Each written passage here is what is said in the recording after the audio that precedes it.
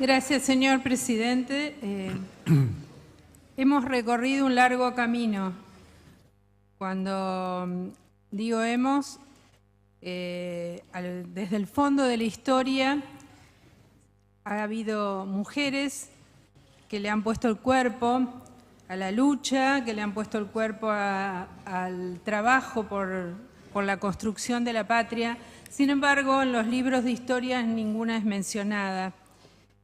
Y esto se trasluce no solamente en este tema, sino en todos los temas de la vida social y política de una sociedad.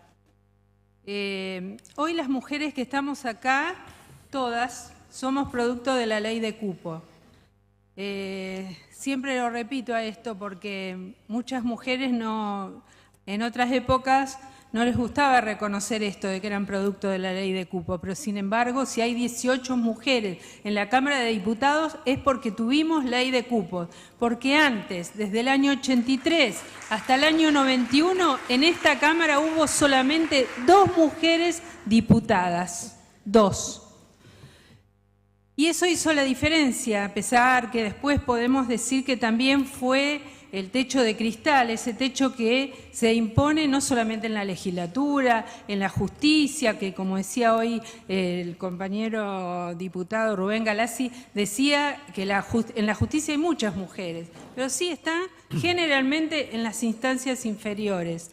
Y lo mismo pasa en los poderes ejecutivos y en el poder ejecutivo de la provincia también, donde es muy minoritario el número de mujeres. Yo creo que en esto hay que mencionar a lo largo de la historia a muchas mujeres y nos vamos a olvidar, si mencionamos algunas, a otras tantas, anarquistas, feministas, sobre todo feministas, sea cual sea su ideología política, eran en el fondo feministas, que lucharon en primer lugar por el sufragio, por ese derecho tan importante de elegir y ser elegidas. Hubo una reforma del Código Civil en 1926 bajo un gobierno radical que apuntaba a esto, los derechos civiles conquistados.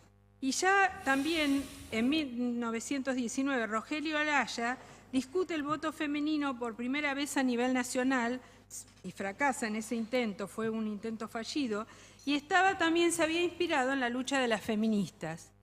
Todo esto termina en alguna medida lo del voto, cuando en 1947, durante el gobierno peronista, se instaura el voto obligatorio, por supuesto, también de las mujeres. Y eso no fue un hecho menor, porque comienza la participación también de las mujeres en los sindicatos, en las instituciones profesionales, a pesar de que en muchos de ellos todavía hay una creciente, importante participación masculina, y en algunos colegios profesionales, por ejemplo, las listas son íntegramente conformadas por varones.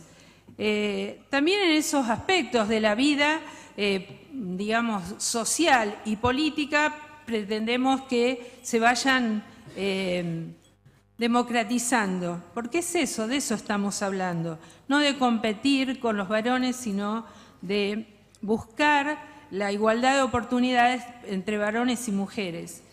La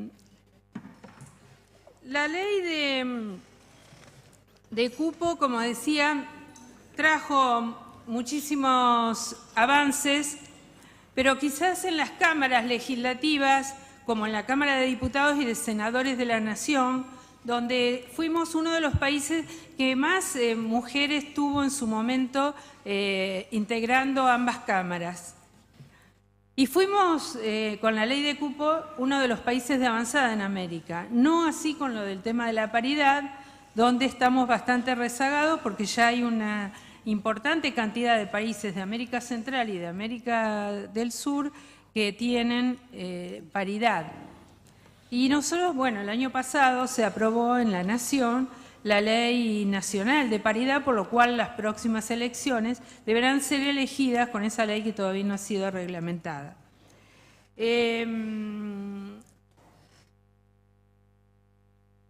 Yo lo que... Recién se hablaba de la conformación de las listas, la conformación de los cuerpos legislativos a posteriori, o sea, no voy a hablar del contenido del dictamen que salió, porque ya lo hicieron aquí en este recinto.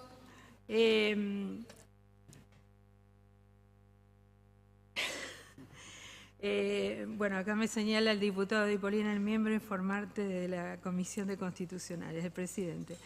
Lo que yo quería, para terminar, decir que no solamente vale un recuerdo, me parece que para muchos y muchas que empezamos a militar en la década del 70, la participación femenina era un hecho natural, casi como normal, digamos, pero la mayoría desconocíamos todo lo que había sucedido por detrás.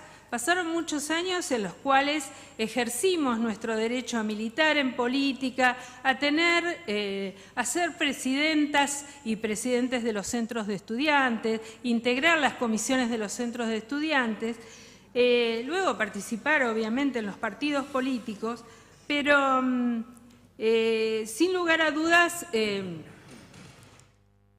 un lugar preponderante lo constituyen las épocas dictatoriales, donde nosotros, las mujeres, tuvimos que, de alguna manera se nos desplazó a lo que tiene que ver con lo interior, con el hogar, porque era parte de una ideología política que nos seguía marginando de las grandes decisiones, y los militares eran quienes tenían, obviamente, un cuerpo íntegramente masculino, desechaba la participación femenina y mucho más los derechos adquiridos o que nosotros luchábamos por ellos.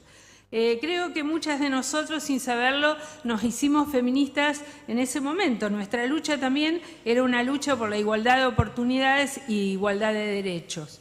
Yo para terminar, me gustaría retomar una vieja anécdota que cuando se amplió la ampliación del sufragio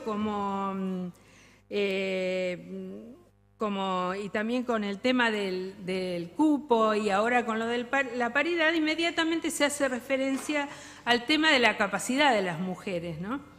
Como requisito para el acceso a los lugares a los cuales nosotros queremos acceder.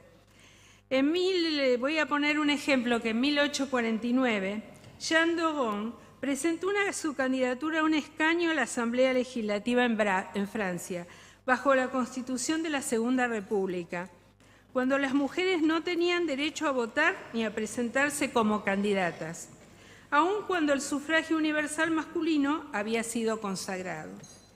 El socialista Pierre-Joseph Proudhon atacó la candidatura de Jeanne utilizando lo que para él debía ser la lógica irrefutable del cuerpo.